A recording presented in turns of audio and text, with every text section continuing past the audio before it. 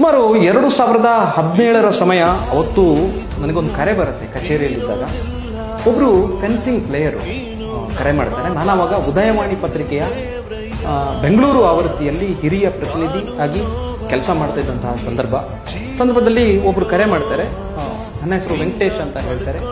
ನಾನು wheel chair ಫೆನ್ಸಿಂಗ್ನಲ್ಲಿ ಭಾಗವಹಿಸ್ತೇನೆ sir. ನನಗೆ ಹಂಗೇರಿಯಾ ಅಂದರೆ ವಿದೇಶಕ್ಕೆ ಹೋಗುವಂಥ ಅವಕಾಶ ಸಿಕ್ಕಿದೆ. ನಾನು ಅಲ್ಲಿಗೆ ಹೋಗಬೇಕು ಸರ್. ನನ್ನ ಇವೆಂಟು ಎಲ್ಲ ರೆಡಿಯಾಗಿದೆ ಸರ್. ಆದರೆ ಹೋಗಲಿಕ್ಕೆ ನನ್ನ ಹತ್ರ ದುಡ್ಡಿಲ್ಲ ಸರ್. ನಾನು ಏನು ಮಾಡಬೇಕು ಸರ್? ನನಗೆ ಏನಾದರೂ ಒಂದು ಹೆಲ್ಪ್ ಮಾಡಿ ಸರ್. ನಾನು ಬಡವ, ನನ್ನ ಹತ್ರ ದುಡ್ಡಿಲ್ಲ ಸರ್. ಇಂತಹ ಅವಕಾಶನ ಮಿಸ್ ಮಾಡಿಕೊಂಡ್ರೆ ನನ್ನ ಲೈಫ್ ಹಾಳಾಗುತ್ತೆ ಸರ್. ನಾನು ಹೇಳಿದೆ, ಸಾಧ್ಯ ಆದಷ್ಟು ಪ್ರಯತ್ನವನ್ನು ಮಾಡೋಣ. ನಾನೊಂದು ಆರ್ಟಿಕಲನ್ನು ಬರೀತೇನೆ, ನಮ್ಮ ಪತ್ರಿಕೆಯಲ್ಲಿ ನಾಳೆ ಬೆಳಿಗ್ಗೆ ಪ್ರಕಟ ಆಗುತ್ತೆ. ಎಲ್ಲೋ ಒಂದು ಕಡೆ ಆಶಾಭಾವನೆಯನ್ನು ಇಟ್ಕೊಳ್ಳಿ, ಹೋಪ್ಸನ್ನು ಕಳ್ಕೊಳ್ಬೇಡಿ ಅಂತ ನಾನು ಅವರ ಬಗ್ಗೆ ಹೇಳಿದೆ. ಅವರ ಆ ಒಂದು ಸಂದರ್ಶನವನ್ನು ನಾನು ಡಿಟೇಲ್ ಆಗಿ ನಮ್ಮ ಪತ್ರಿಕೆಯಲ್ಲಿ ಕೊಟ್ಟೆ.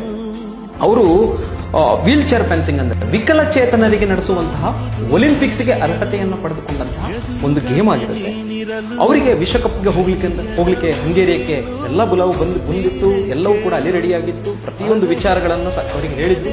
ಆದರೆ ನಮ್ಮ ರಾಜ್ಯ ಸರ್ಕಾರ ಮತ್ತು ಕೇಂದ್ರ ಸರ್ಕಾರ ಸಹಾಯ ಮಾಡಬೇಕಾದವರು ಆ ಕ್ಷಣದಲ್ಲಿ ಸಹಾಯ ಕಣ್ಣೀರಿಟ್ಟುಕೊಂಡು ಒಬ್ಬ ಪ್ಲೇಯರು ಫೋನ್ ಮಾಡಿ ಹೇಳಿದಾಗ ನಾವು ಆ ಆರ್ಟಿಕಲ್ ಅನ್ನು ನಾನು ಬರೀತೇನೆ.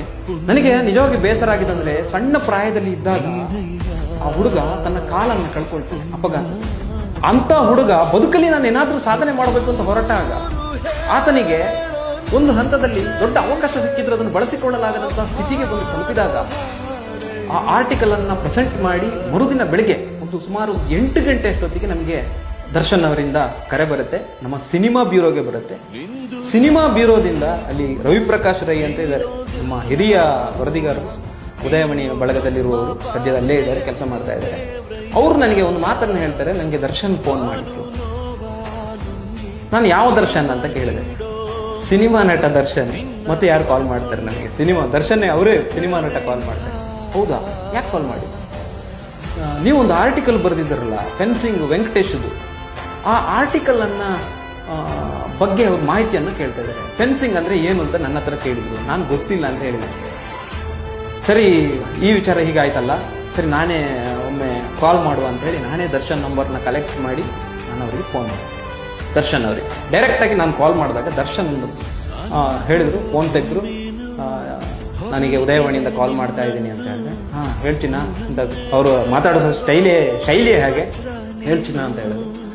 ಸರ್, ನಾನೊಂದು ಆರ್ಟಿಕಲ್ ಬರೆದಿದ್ದೆ, ನೀವು ಸಿನಿಮಾ ಬ್ಯೂರೋಗೆ ಫೋನ್ ಮಾಡಿದ್ರಂತೆ, ಕೇಳಿದ್ರಂತೆ ಏನು ಮಾಡಬೇಕು, ಅದು ಏನು ಹುಡುಗ, ಯಾರು ಅವನು ಅಂತ ಕೇಳಿದ್ರಂತೆ.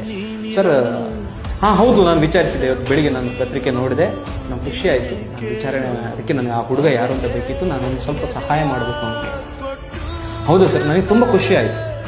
ಒಬ್ಬ ಬರಹಗಾರನಿಗೆ ಇದಕ್ಕಿಂತ ಜಾಸ್ತಿ ಯಾವುದು ಖುಷಿ ಆಗುತ್ತೆ. ಅವರು ಆ ಪ್ರತಿಸ್ಪಂದನೆಯನ್ನು ಕೊಟ್ಟಾಗ ನನಗೆ ತುಂಬ ಖುಷಿ ಆಯಿತು. ತಕ್ಷಣ ನಾನು ಹೇಳಿದೆ, ಸರ್ ವೀಲ್ ಚೇರ್ ಫೆನ್ಸಿಂಗ್ ಏನು? ವೀಲ್ ಚೇರ್ ಫೆನ್ಸಿಂಗ್ ಅಂದರೆ ಏನು ಸರ್? ಅದು ಸ್ವಲ್ಪ ಕರಾಟೆ ಟೈಪಲ್ಲಿ ಇರುತ್ತೆ, ಬಟ್ ಅದಕ್ಕೊಂದು ಸ್ವಲ್ಪ ಆಯುಧಗಳ ಮೂಲಕ ಒಲಿಂಪಿಕ್ಸ್ ಗೇಮ್ ಸರ್. ಅದು ಒಲಿಂಪಿಕ್ಸಿಗೆ ಸಾಕಷ್ಟು ಹಿಂದೆನೇ ಅರ್ಹತೆ ಪಡೆದುಕೊಂಡಂಥ ಗೇಮು.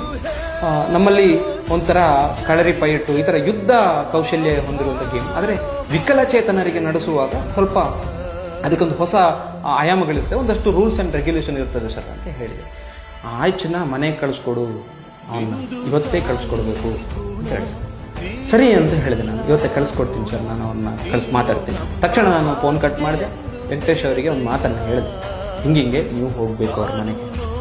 11:30 ಅಷ್ಟೊತ್ತಿಗೆ ಅವರ ಮನೆಗೆ, ದರ್ಶನ್ ಅವರ ಮನೆಗೆ ವೆಂಕಟೇಶ್ ಅವರು ಹೋಗಿದ್ದಾರೆ. ಒಬ್ಬ ಕಾಮನ್ ಮ್ಯಾನ್, ಬಡವ.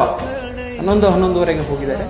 ಹೋದವರನ್ನ ದರ್ಶನ್ ತುಂಬ ಪ್ರೀತಿಯಿಂದ ಮಾತಾಡಿಸಿ, ಕಾಫಿ ಕೊಟ್ಟು, ತಿಂಡಿ ತಿನ್ನಿಸಿ, ಅವನ್ನ ಹಾರೈಸಿ, ಅವನಿಗೆ ಬೇಕಾದಂಥ ಹೋಗ್ಲಿಕ್ಕೆ ದುಡ್ಡಿರಲಿಲ್ಲ. 1 ಲಕ್ಷ ಅಮೌಂಟ್ ಶಾರ್ಟೇಜ್ ಇತ್ತು ಅವನ ಹತ್ರ. ಅಂದರೆ ಶಾರ್ಟೇಜ್ ಅಂದರೆ ಅಲ್ಲಿ ಹೋಗ್ಲಿಕ್ಕೆ ಒಂದು ಸೈಡ್ಗೆ 50,000, ಒಂದು ಸೈಡ್ಗೆ 50,000 ಬೇಕಿತ್ತಂತೆ 2017ರಲ್ಲಿ. ಆ ಹಣವನ್ನು ದರ್ಶನ್ನೇ ಕೊಟ್ಟಿದ್ದು.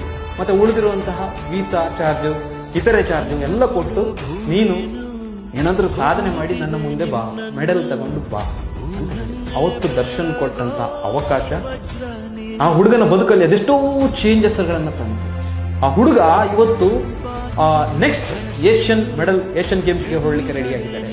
ಮುಂಬರುವ ಒಲಿಂಪಿಕ್ಸಿಗೂ ಕೂಡ ಹೊರಡಲಿಕ್ಕೆ ಸಿದ್ಧ ಆಗಿದ್ದಾರೆ. ಇವತ್ತು ದರ್ಶನ್ ಅವತ್ತು ಮಾಡಿದಂತಹ ಆ ಒಂದು ಸಹಾಯವನ್ನು ಇವತ್ತು ಅವರು ನೆನಪಿಸಿಕೊಳ್ತಾರೆ.